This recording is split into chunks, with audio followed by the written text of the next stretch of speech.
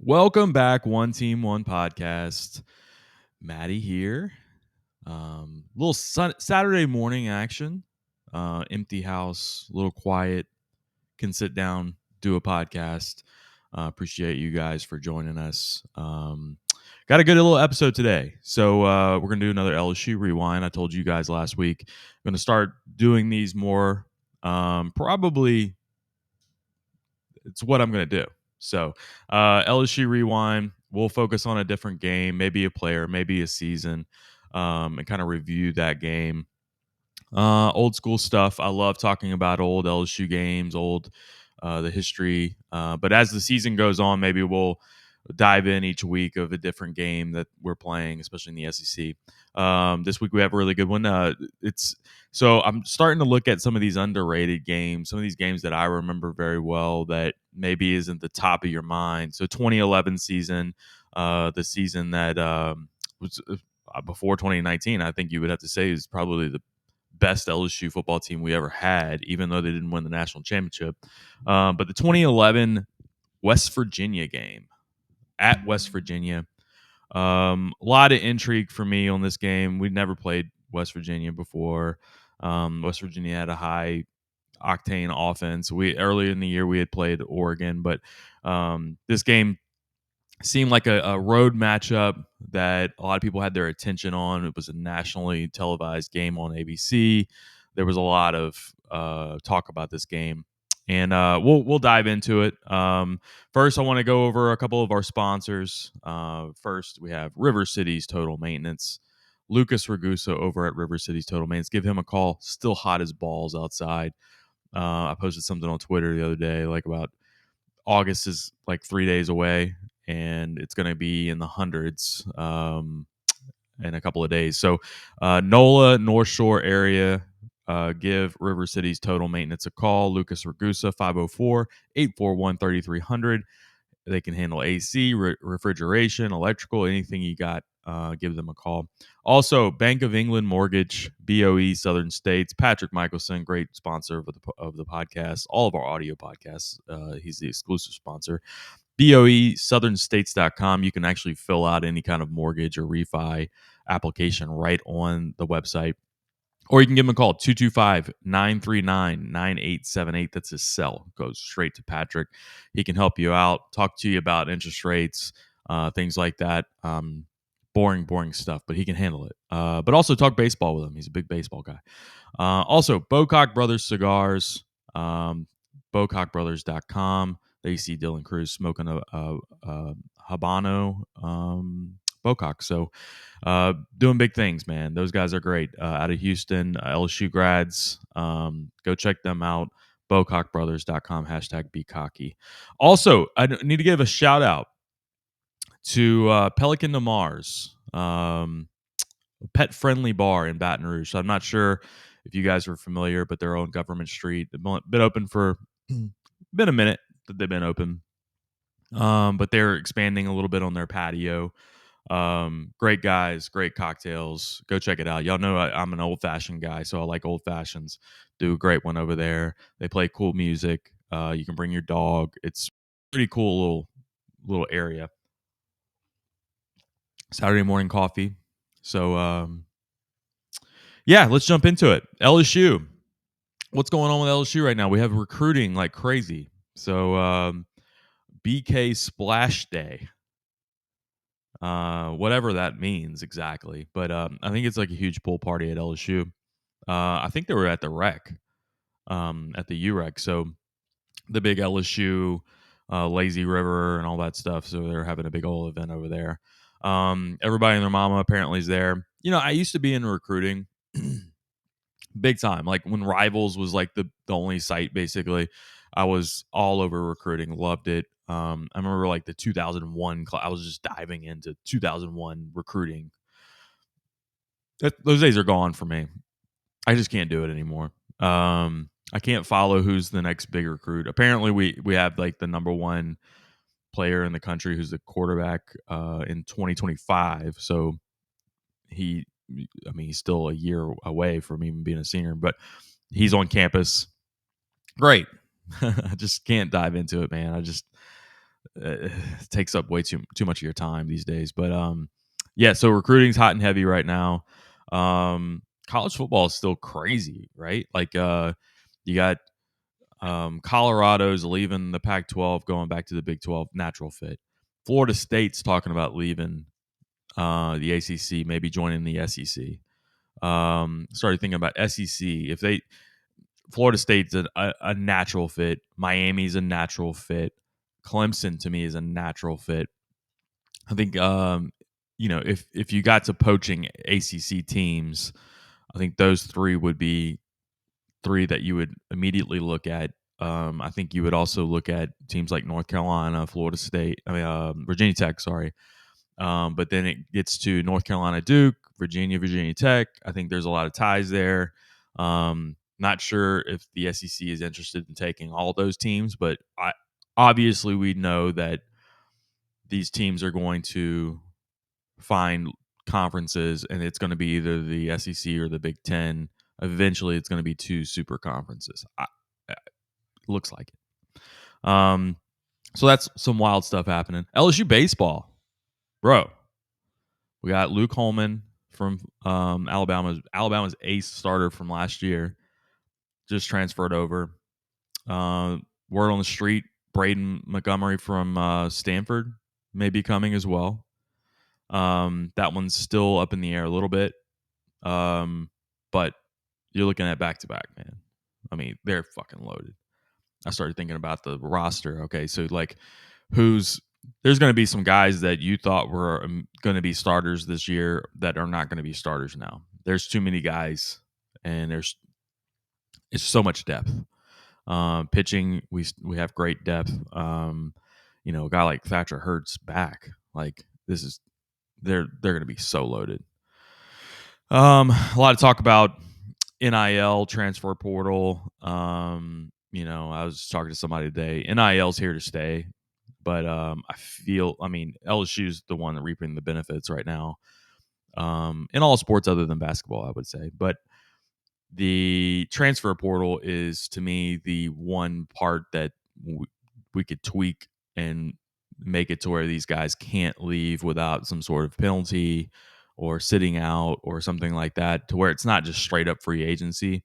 A lot of people aren't keen on that, but the NIL piece to that is not going anywhere. There's no way they can regulate this. I mean, it's just impossible. You've opened it up.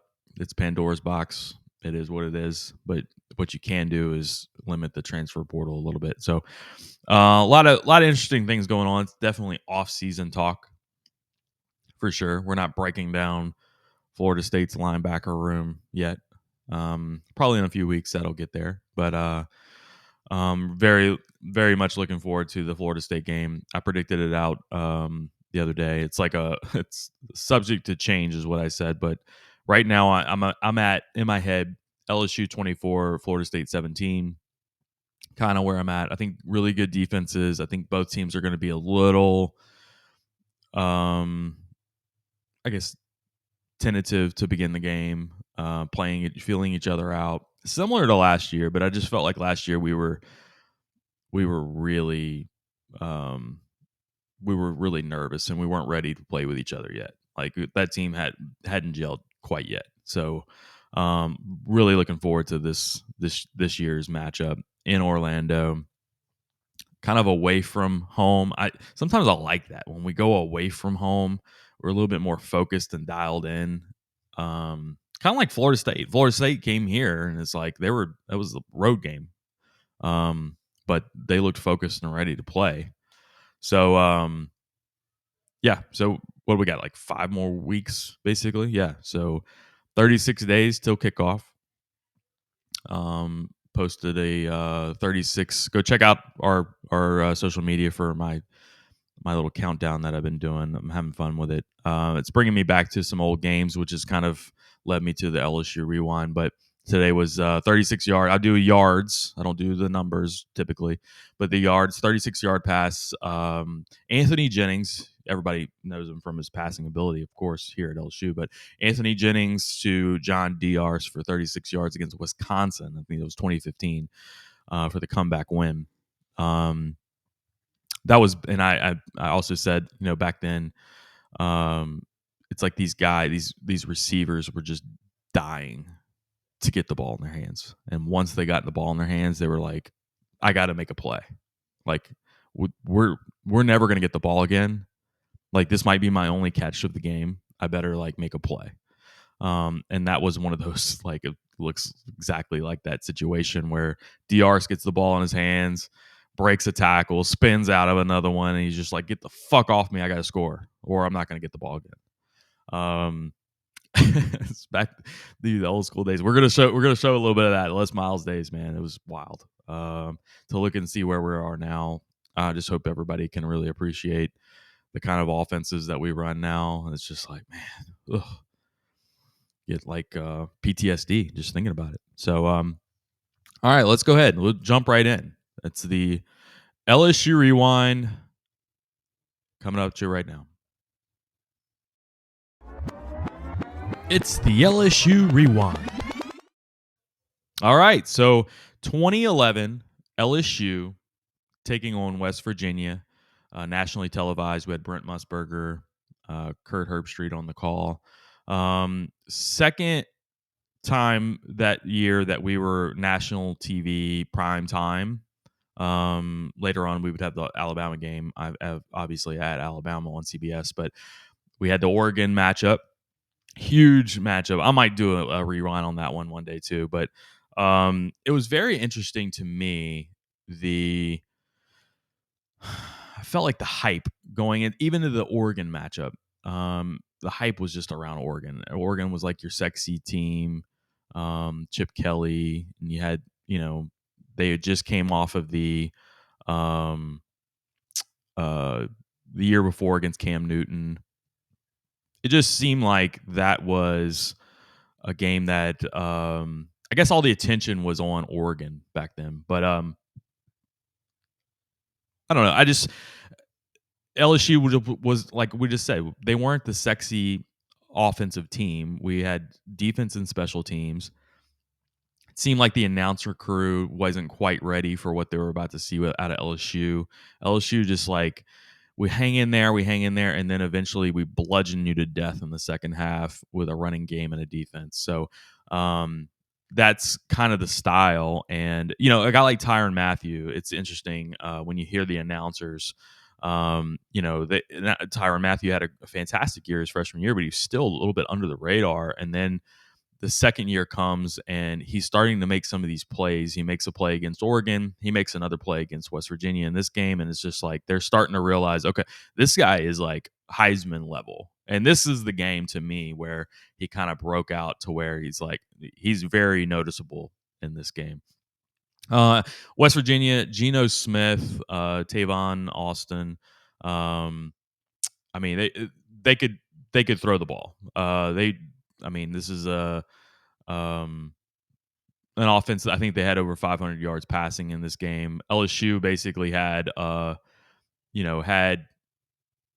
pinned them down most of the game as well. So they had to do a lot of long drives against LSU, which is never really going to work too well game wise. But Jarrett Lee's out here still balling, making good plays, making smart plays. We have an Odell Beckham freshman sighting, as you can see right there. I love this game because there's a couple of plays in this game where there's a play action pass to Odell Beckham. There's one that was like a third and 1, and they do a play action pass, and Brent Musburger fucking has a heart attack, like loses his mind over it. He's like, oh my God, what a call by Les Miles. The Mad Hatter is back. Like, it's like a fucking trick play because he ran a play action pass. Crazy town. But that's the world we were living in. So here's Tyrann Mathieu making a little strip. We've seen that a million times. Just strip the ball, take the ball right out of your hands, and just takes what he wants. So again, LSU, we went up big in the first half of this game. And then West Virginia makes a comeback. They cut it to like 6, and then LSU just starts playing bully ball, and that's kind of like, it feels like that's a lot of, if the bully ball part of it. I remember the Georgia SEC championship this year. Same thing. He's just like bullied the hell out of them in the second half, and you couldn't handle them up front. I mean, there's Michael Ford taking it to the house. All right, so leading up to this game, LSU, we knew we were good. After that Oregon game, and a lot of people traveled to Dallas, obviously, for the Oregon game, but then a lot of people traveled to West Virginia. We had never been there, and it was just one of those games where it just felt like it was a good travel game. I remember there was the stories of, I've heard this from somebody that actually went in there. There were the guys that showed up on Friday and busted into a West Virginia classroom, and you know, started yelling "Go Tigers" and all that, and the professor's like looking around like, "What the hell is here?" There's LSU fans have arrived, and we don't know what's going on. Yeah, it was just a wild scene. I think Game Day was there, but again, it was just felt like it was sexy to pick West Virginia for the upset, and it was sexy to pick Oregon against LSU, and like it was boring to pick LSU. Even though to me that was a very exciting team because our defense was just so fucking good, man. And it wasn't just like big nasty guys. We could rush the passer. We had the DBs all over the place. Morris Claiborne. You'll see a later on, whenever West Virginia is coming back, they're down by 6, and then they kick the ball off, and Morris Claiborne takes it the distance, 99 yards. I mean, we just had studs, like complete studs. John Chavis, man, this defense right here was to me probably either this defense or the 2003 LSU defense, the Saban defense. These two defenses were the best defenses in my opinion. Yeah, here's the play action trick play. Oh my God, 3rd and 1 play action. I've never seen it before in my life. Just again, not expecting anything other than vanilla football out of LSU. A very boring style. And we kind of showed with Jarrett Lee, you had a little bit of confidence in your quarterback to where you would actually do something. At least throw an out or something like that. Man, the story of Jarrett Lee, man, at LSU, just wild. 2008 has to come in because of Paraloo being off the team.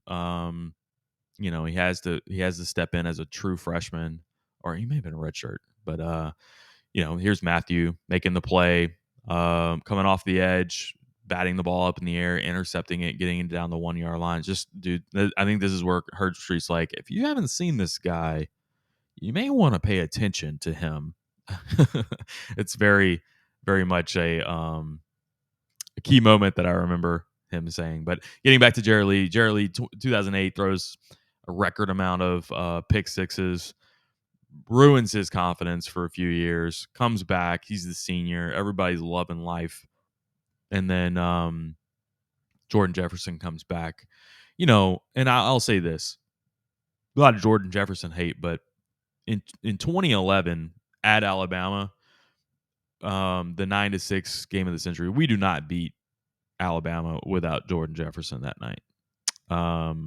Jarrett Lee throws a couple picks in that game and really looked shelled. He was throwing off his back foot, making some mistakes, trying to make a play, and looked a little bit out of his element that night. And you needed a guy like Jordan Jefferson to come in, and we ran the ball a little bit, did the option and all that, and came out with a win. But for the most part, Jarrett Lee that year, and everybody's going to talk about the Superdome game. I don't like to talk about that game too much, but everybody talks about Jarrett Lee not getting his shot again against Alabama, which. So all right, so cut to this game. We just saw it's right after the halftime, third quarter. It's 27-7 LSU, so we're already beating the shit out of them. We go all the way down the field, and Ruben Randall drops a pass in the end zone. Would have made it 34-7. this is where West Virginia starts coming back. They had some playmakers, man. They get you in space. I mean, here's Tavon Austin just taking it, just running down the field. I just saw Barkevius Mingo. I think that was maybe not. Somebody, it was a defensive lineman all the way down the field making a play against Tavon Austin. It's just ridiculous athleticism we had on that team. So, fantastic game in my opinion for LSU, and basically setting up the season for LSU, where you could see, okay, this is a dominant team. We're number 2 in the country, and we're putting a whipping on West Virginia.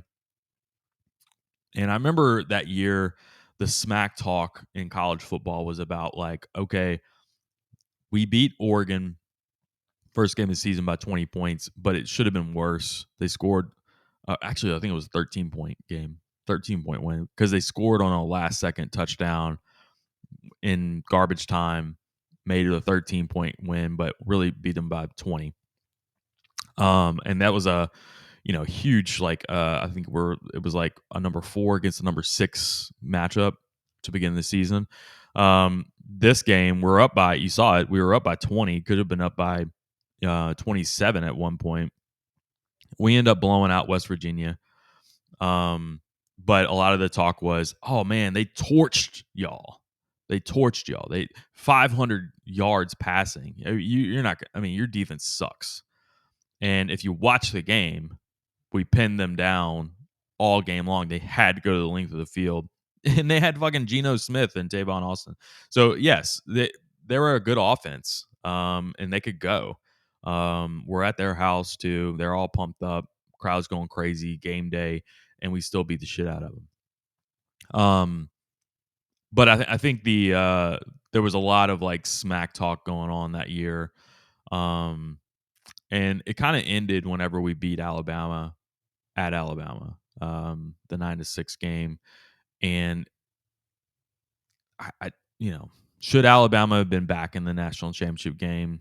I think they should have. I think they were the best team. Now, did they deserve that? Like, who's the best team? And now we don't have to worry about that shit because we have the playoffs. But man, you would think that we would have beat the shit out of Oklahoma State. I think that was the other team. Here's Morris Claiborne. They have all the momentum in the world, and then our athletes show up. It's kind of the story of 2011, in my opinion. We just had the dudes. We had them. I mean, we were loaded. If our offense was just a little bit more open, that's another national championship for us. So, yeah, and this is kind of where we just start bullying the hell out of West Virginia. Love this game though. Love the national attention that we got out of this game. Like I said, it felt like not a coming out party. I shouldn't say that, but more of a spotlight for Tyrann Mathieu after this game. Everybody was just like, wow, this kid. Yeah, I saw him do it before, but now I saw him do it 3 times, like that kind of thing. And it just seems like there he is again, talking shit too.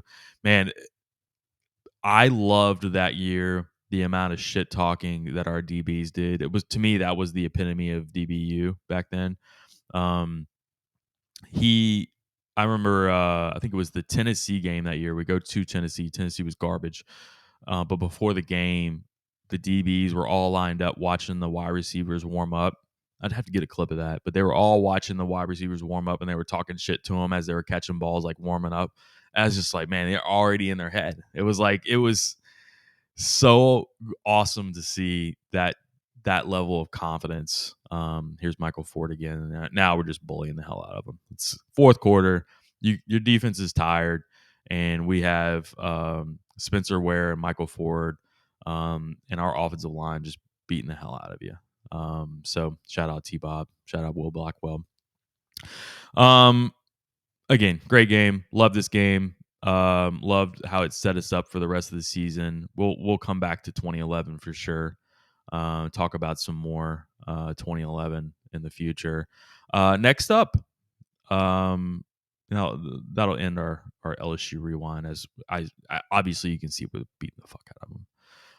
But next week, I'll be going over 2003 LSU Georgia again.